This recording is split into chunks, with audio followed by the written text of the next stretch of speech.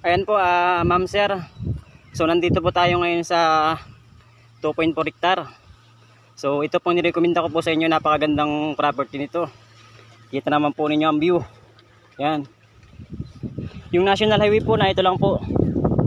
Sa kabila nitong anong to ay National Highway.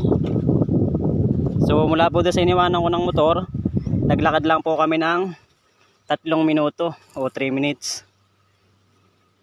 Sa National Highway naman, ang layo natin 1 kilometers.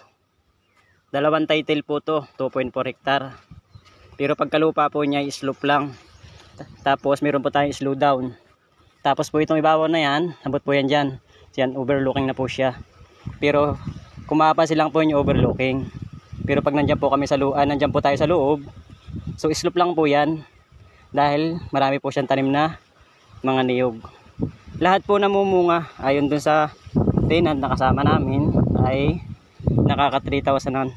Pero pag nagbunga lahat yan at dumami, so maabot siya ng 5,000 kabuo. Dito po ang area na pinakamalaki niya, pataas. Abot po yan dun sa baba dun.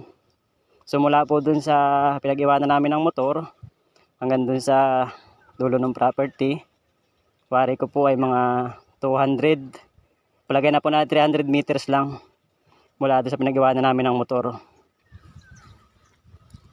Ayan po yung area, napakaganda naman. Ayan, kasama pa po ito. Tapos may muhon din po yan doon. Ganoon na po siya, paibabaw. Napaganoon po siya. At napakaganda naman rito ng view.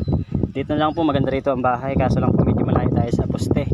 Nandun po ang poste sa baba. Ayan. Kaya kung mapapansin po ninyo, kita po yung dagat. Ayun po yung dagat to.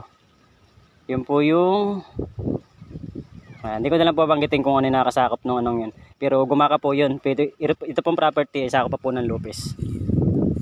Ayan. Ganda. Ayan, so hindi na po kasama yung kabila. Mula lang po doon sa may Banabang ngayon. Tapos papunta po rito sa may Buli. Tapos diretso po rito sa may Anubing na to. Diretso rin sa may Kawayan na yun. Yan, dito na po yung area niya. Marami rin po siya mga fruit bearing, langka. Ayan, may mga saba. Mapapansin ninyo. Santol. Kayumito. Ayan. Meron siya. Mga mahogani. Meron siyang kulong-kulong. So may mga pili. Marami siyang ano dito sa property.